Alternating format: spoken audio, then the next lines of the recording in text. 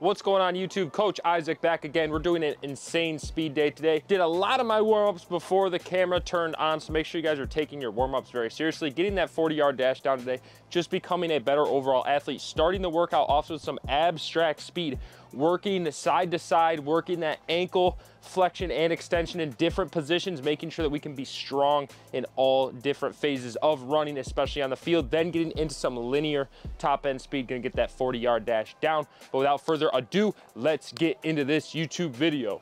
Salute.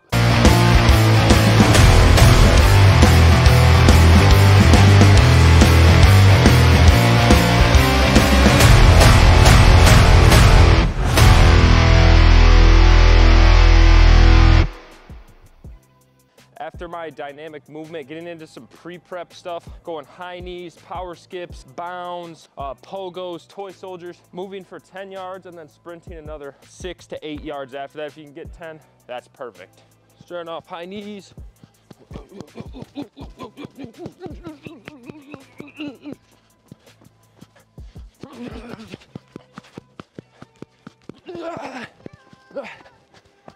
Power skips. Reacting off the ground, driving up. Turn over.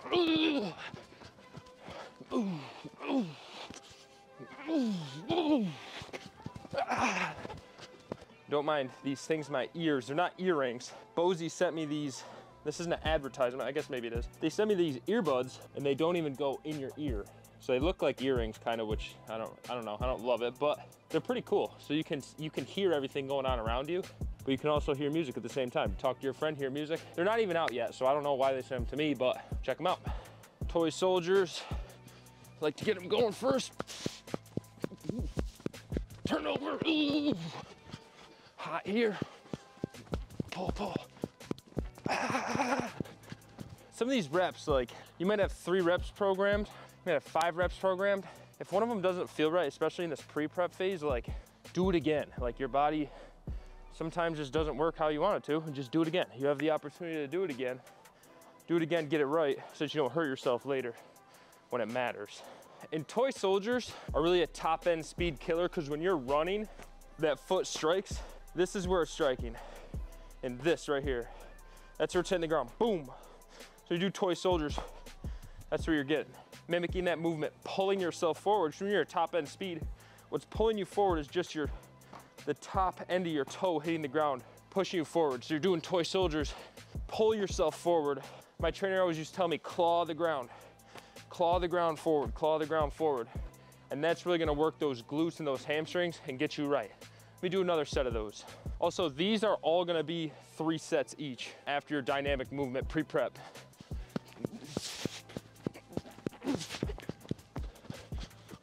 But yeah, toy soldiers, really working that top end speed. When you're up tall, just pulling yourself forward. It's really good for that second half, the 40, really working that whole posterior chain. So make sure you're doing those every week. We got bounds, getting distance, reacting. React. And again, when you're doing these pre-prep movements, like those skips or those high knees, you want to generate force, but at the same time, you want that foot to strike the ground, boom, come right back up. Because again, when you're sprinting, you need to hit the ground, and that foot needs to go. Boom, it's gone. But at the same time, it needs to be fast and reactive, but it also needs to generate force to push you forward. That's why I like those high skips. Boom, boom, boom. Reacting off the ground with force. Same thing with these bounds that I'm about to do. Really push out, but get off the ground. Get out, but get off the ground. The floor is lava, gotta pick the feet up, but don't pick them up so fast that you can't generate force. There's a fine line that you need to find personally in order to maximize your speed. Just having elite body awareness, this is about me, but when I'm running, I'm noticing that when I'm getting to that turnover, my heel on my left side is hitting the ground, which obviously you don't want. When you're sprinting, you don't want your heel to hit the ground. My calf's been sore recently, so there's definitely an imbalance there that I've been working on. It's just about having good body awareness, knowing what's right, knowing what's wrong. I'm gonna be working on this calf a lot more, getting the strength back in that extended position. It's even up here.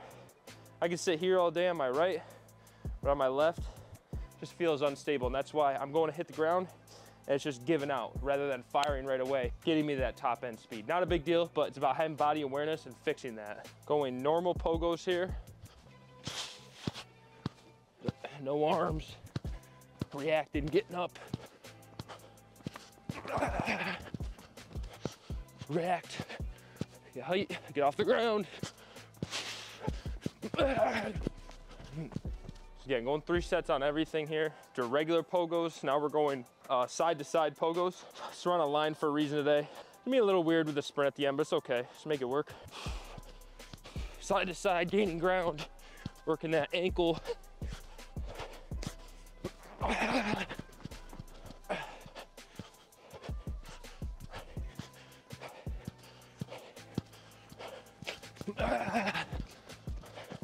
Doing a single leg pogo here. You can get your hands going on this one for the sprint. Stay on the line. Single leg, can go arms.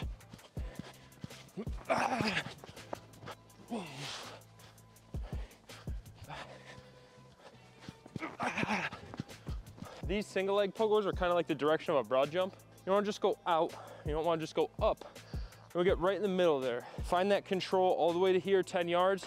If you can't complete the 10 yards without falling on your face, you got to sprint early. It's because you're going too far out. If you're getting 20 hops, it's because you're going too high. Find the fine line there. I'll count mine out this time. My left leg, but have control with these things. Again, this is pre-prep. This will help you sprint faster, but we're getting prepped to sprint fast. Arms going. When I'm going my arms, kind of opposite leg here. Pulling 1, 2, 4, 5, 7. So it's taking me 7 good reps to get 10 yards. Might take you 8, might take you 9, might take you a full 10, but find what's good for you. Again, the biggest part of these is controlled movement, and then when we get into that sprint, that second level of cones, the transition to your sprint. So I'm here, jump, I'm in my sprint right now. And that's what matters. If you do the movement and then you have to get your feet reset to sprint, kind of works against itself. The idea is to make all of these things translate to the field. And the biggest translator to the field is doing a specific movement and then having to react. And that's exactly what this is. Getting into abstract speed, I like to call it abstract speed because it's not pattern oriented. It's not strike, strike. So what we're gonna do is we're gonna do a sprint.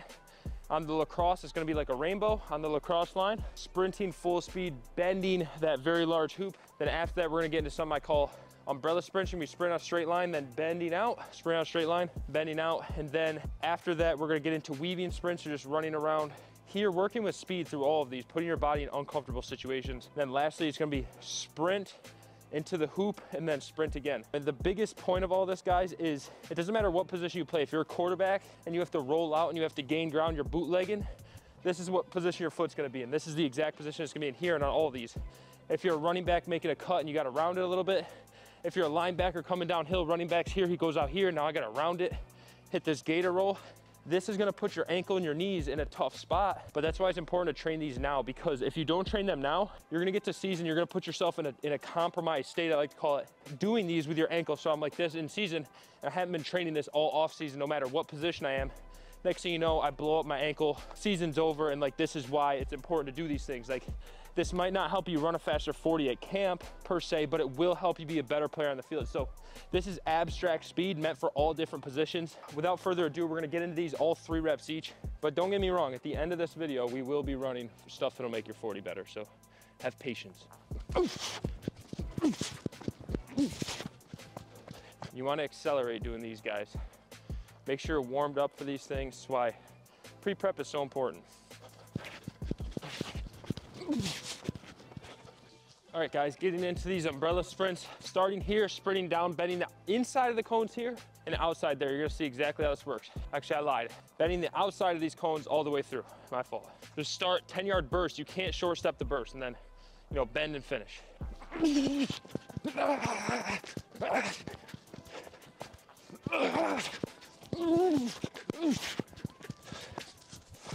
And again, you're gonna have to come to balance to some extent. Sink your hips, drop your hand, drop that inside shoulder, and then bend. If you try to hit that bend, full speed up tall, that's when you get up here, you know, you're blowing your knee out, blowing your ankle out. So you have to bend, be an athlete, bend, and then get into it. I like to drop that inside hand.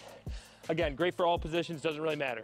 This is a weaving sprint. Again, we need to be able to react. Whether you're a running back making a simple cut, you need to be able to weave, be able to put that ankle in a tough spot. Keeping your center of gravity over that inside foot when you're doing these will be the best way to do it. But we're gonna be sprinting. There's 4 cones here, just a subtle weave, a very subtle weave, and this will help your acceleration. Again, try to accelerate through these. Don't try to break down every cone. It really should be a one step, you're hitting the next cone. Starting here, going the outside of all these cones. I actually broke my foot doing this exact drill. It's because I didn't train it. We had to do it in practice and I hadn't been training this position of the ankle, which everyone's gonna say you gotta break on the outside of your foot. Like, that may be true, that's ideal, but sometimes, especially when you're bending the hoop as a D lineman or whatever, you're running a hoop, a lot of the times it's this inside foot like this, not this outside foot like this. So when you're here, you have to get comfortable with this position right here. And it stems from doing this abstract speed stuff, doing it with control, doing it with speed, but also making sure that you're not just going out there and doing 100% rep your first try on this and building up into it, because I'm coming around this cone here, and this is exactly how I broke it. It's the exact foot, planted like this, boom. Because I stuck my foot out way too far, and then I tried to pivot this way, and that's just not how the drill should be done. You should be leaning already into this, and that front foot should be right before the cone, right at the cone, not after the cone, because then your hips have to follow and you have to pivot. But if you keep your body lean inside here, it's whoo, and then you're good to go. Keep your body lean in here. If you stand straight up and you try to run around this, you don't drop your body, you don't put this shoulder, pivot this shoulder in it all, and you stand straight up, and you're trying to pivot like this, that's how you're gonna hurt yourself. So make sure you guys warm up, make sure you do this properly.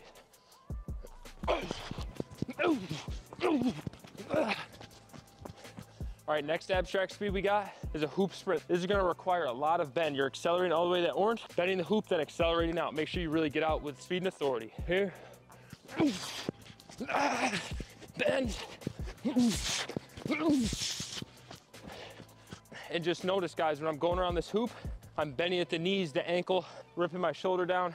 I'm just trying to gain ground. Don't short step it around the hoop. You still wanna get through it with authority, get through it with clean steps. But again, if you don't sink, you're gonna really hurt yourself here.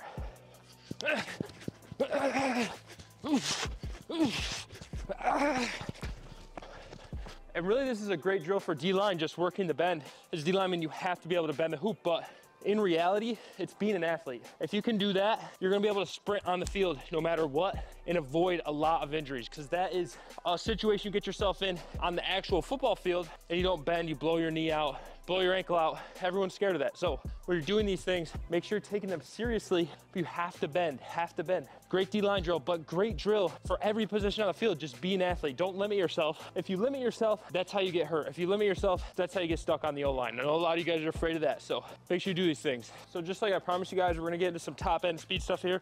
Every one of these hurdles is about 4 yards apart, 3 yards apart, 3 working to 4. Every hurdle is a little bit more spaced out from one another, because again, we're gonna be working from all the way down there. This is our top speed. This is the top end of our 40. I want really good run form here. And again, I'm focused on driving out, gaining ground with violence, and this is a drill that'll help you run a much faster 40-yard dash. So you don't need to be in a stance here, just working to build up. Whatever stance building up, hit it 100% of the hurdle. So the beginning of the 40, you want that low foot recovery here, but when you're in that top end, drive, pick it up and out. So really trying to open that stride up, but pushing horizontal with speed as well. Don't just open your stride up, because last viral video I said you need to do your 40 in 19 steps, because it might not be 19 steps for you. It might be 20, it might be 21, which it probably is if you're not slender and 6'3".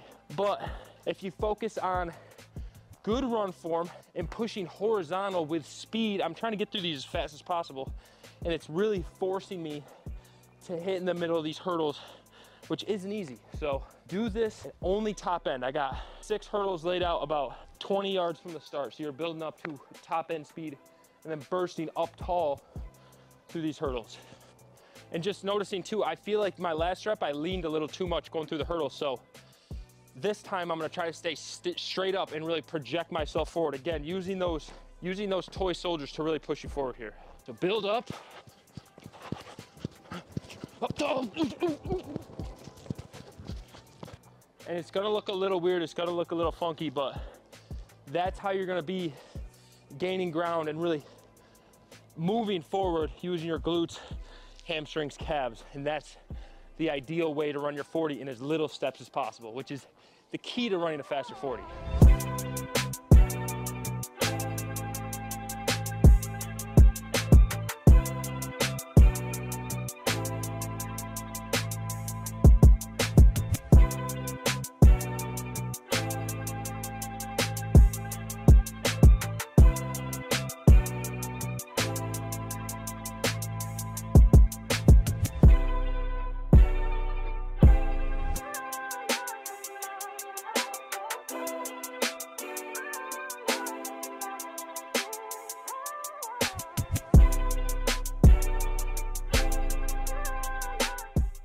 That's gonna wrap it up for today's YouTube. Got a lot faster today. Make sure you guys try this workout. Make sure you take your warm-up seriously. I didn't include it in here. Then your pre-prep and then post-workout. Make sure you guys are rolling out. Use a massage gun. You're stretching with a band.